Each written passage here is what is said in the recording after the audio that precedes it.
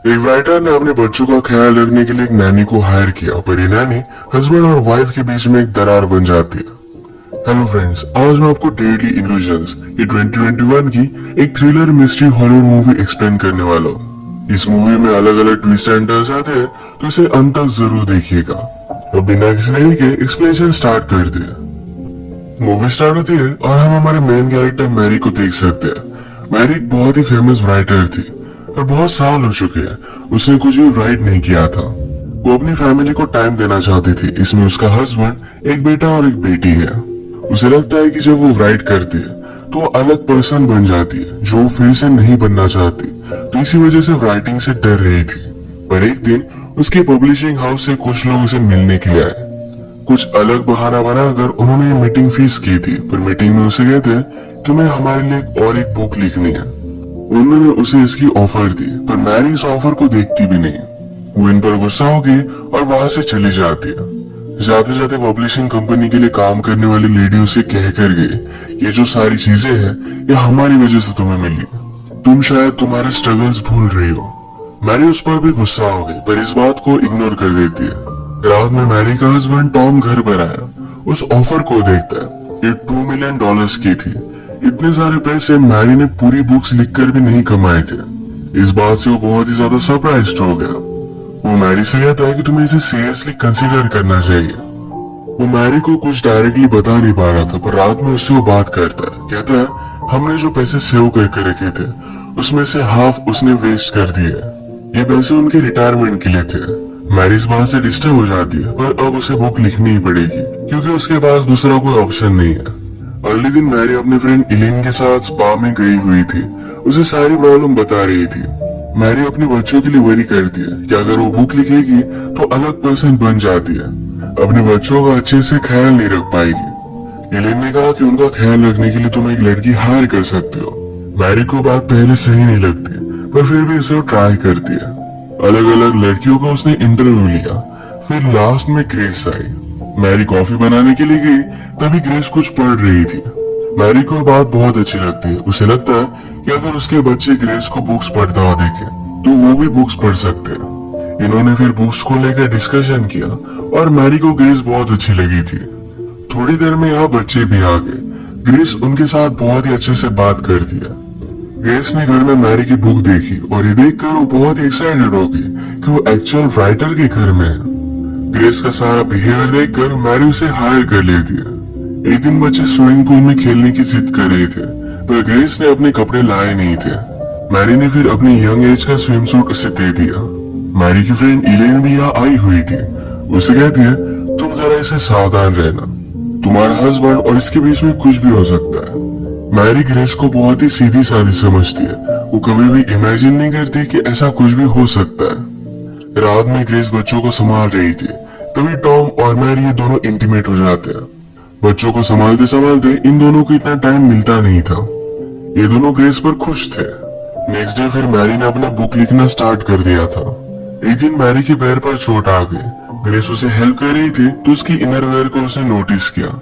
Mary कहती है चलो हम तुम्हारे लिए शॉपिंग के लिए चलते हैं। वो उसके साथ चेंजिंग रूम में थी।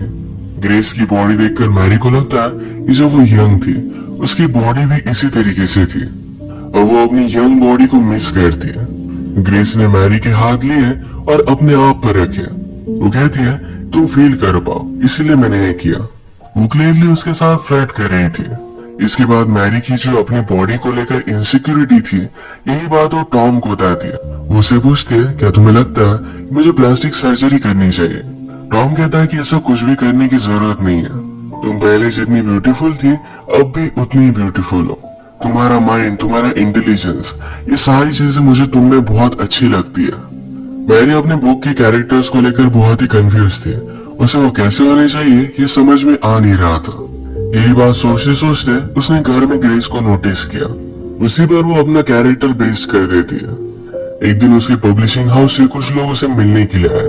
उसके बूस्ट के लिए वो आइडिया उसे दे रहे थे। तभी मैरी हमेशा ग्रेस के बारे में सोच रही थी।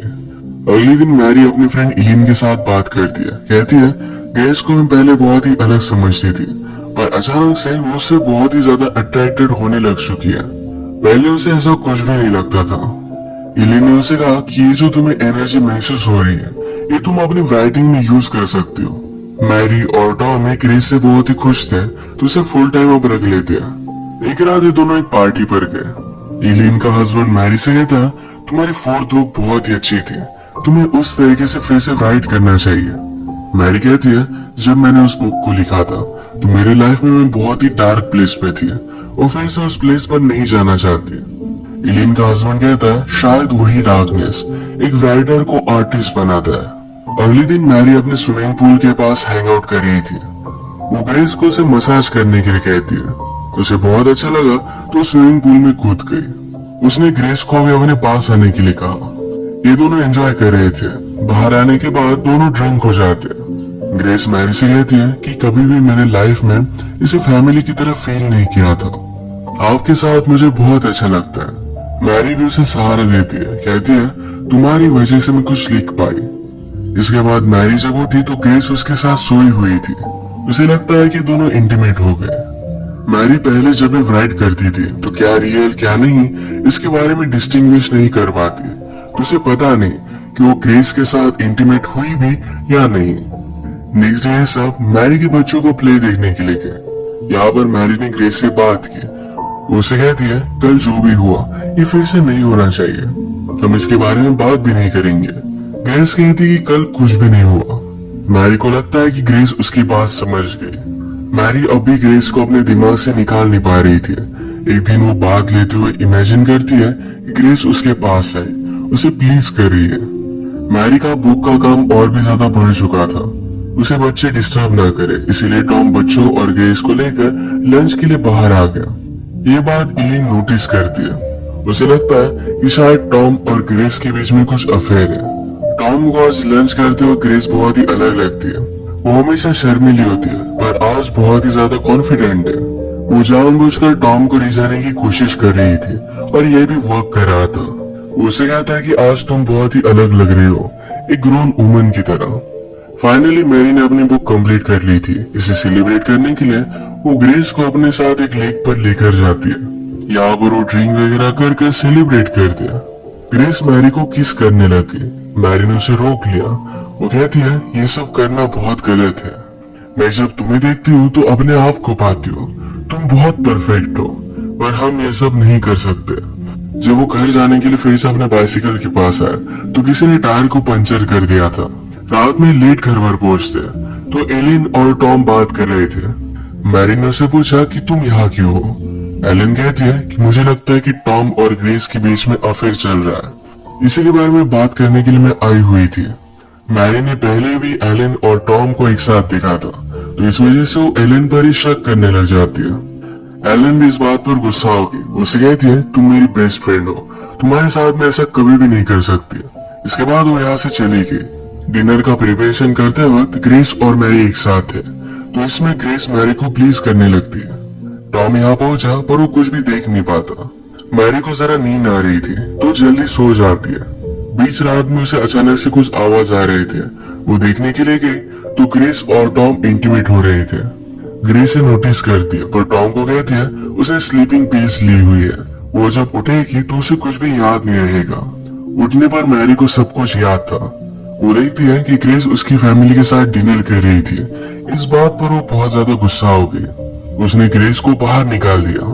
रात में टॉम से फाइट करती कहती है मैंने इस फैमिली के लिए सब कुछ सैक्रिफाइस कर दिया, मेरे करियर को भी छोड़ दिया, और मुझे इसके बदले में क्या मिला? तुम मुझ पर चीट कर रहे हो। टॉम कहता है कि ऐसा कुछ भी नहीं हुआ था, ये सिर्फ तुम्हारा एक सपना था। अगले दिन मैरी ने ग्रेस को जिस एजेंसी से अपॉइंट किया था वहां पर कॉल लगाया। वहां से उसे पता चलता है कि उनकी एजेंसी में ग्रेस नाम की कोई भी लड़की काम नहीं करती। मैरी बहुत ज्यादा सस्पिशियस हो गई। अब ग्रेस के बारे में और भी इंफॉर्मेशन निकालने के लिए निकल पड़ती है। ग्रेस जो बुक पढ़ रही थी उसी बुक की इंक्वायरी उसने लाइब्रेरी में की। इस बुक को किसी और ने पढ़ने के लिए नहीं लिया था पर मैरी को अब ग्रेस का रियल नेम पता चल गया और वो कंफर्म हो चुकी थी कि ग्रेस में कुछ ना कुछ तो गलत है। इसी के बारे में बात करने के लिए वो एलिन के पास गई पर डायरेक्टली एलिन का मर्डर हुआ हम देख सकते हैं। मैरी ने पुलिस को कॉल किया पर पुलिस का प्राइम सस्पेक्ट मैरी बन जाती है क्योंकि जिस नाइफ से एलिन का मर्डर किया था उस नाइफ पर मैरी के फिंगरप्रिंट्स थे।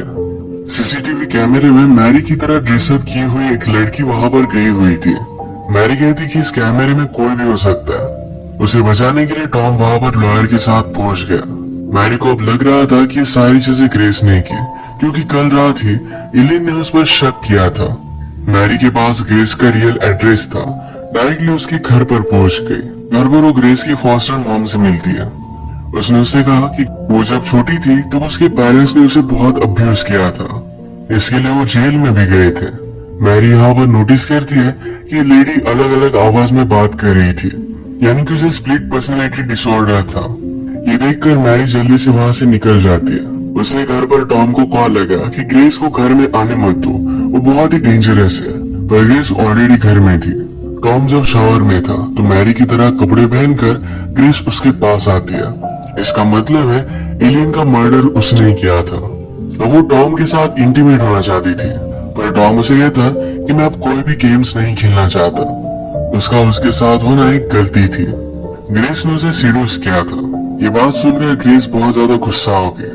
वो टॉम पर चाकू से बहुत सारे वार कर देती है। वो उसे मार ही देती, तब तक मैरी वहां पर पहुंच गई। ग्रेस जल्दी से कपड़े बदलकर मैरी के सामने आई। मैरी ने टॉम के बारे में पूछा तो कहती है कि टॉम शावर ले रहा है, तुम वहां पर मत जाओ। मैरी को सस्पिशियस लगा और वो वहां पर पहुंची तो टॉम ब्लीड कर रहा था। ग्रेस फिर से अपने हाथ में चाकू ले लेती है, पर वो अपने आप को कंट्रोल कर रही थी। वो भी अलग अलग दो आवाज में बात करती है। ग्रेस की भी दो पर्सनैलिटीज थी। अपने आप को प्रोटेक्ट करने के लिए एक डेंजर सी पर्सनैलिटी उसने डेवलप की थी। उसकी एक पर्सनैलिटी उसे बोल रही थी कि इन दोनों को मार डाले, पर एक्चुअल ग्रेस उसे रोक रही थी। ग्रेस अपने आप को फिर से उस स्वीट लड़की में कन्वर्ट करना चाहती थी, पर उसकी दूसरी पर्सनैलिटी उसे करने नहीं देती। उसने मैरी पर हमला कर दिया। ग्रेस की सेकंड पर्सनैलिटी बोली कि तू मैरी से प्यार करने लग गई, इसलिए मुझे मारना चाहती थी। ये इविल पर्सनैलिटी पूरी तरीके से कंट्रोल ले लेती है। वो मैरी को मारने वाली थी, पर मैरी ने उसके सर पर हमला कर उसे बेहोश कर दिया। अब इसके बाद मूवी में डायरेक्टली 1 साल बीत चुका है। मैरी ने अपनी बुक कंप्लीट कर ली है। वो अपनी फैमिली के साथ बहुत ही खुश हम देख सकते हैं। मूवी के एंड सीन में वो ग्रेस से मिलने के लिए गई। मैरी ने उसे हॉस्पिटल में एडमिट कर दिया है। उसे ठीक होने में हेल्प कर रही है। ग्रेस की जो एक्चुअल पर्सनैलिटी थी ये बहुत अच्छी थी, और इसी को सेव करने के लिए मैरी उसे हेल्प कर रही है। ये दोनों अब बहुत ही अच्छी फ्रेंड्स हैं। इसी के साथ ये मूवी एंड हो जाती है।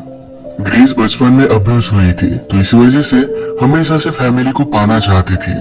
वो जब मैरी की फैमिली से मिली तो ये खुद के लिए स्टील करना चाहती थी। फिर उसकी अलग पर्सनैलिटी उस पर हावी होने लगी। उसी पर्सनैलिटी के वश में आकर उसने ये सारी चीजें की थी। तो इसी के साथ आज का वीडियो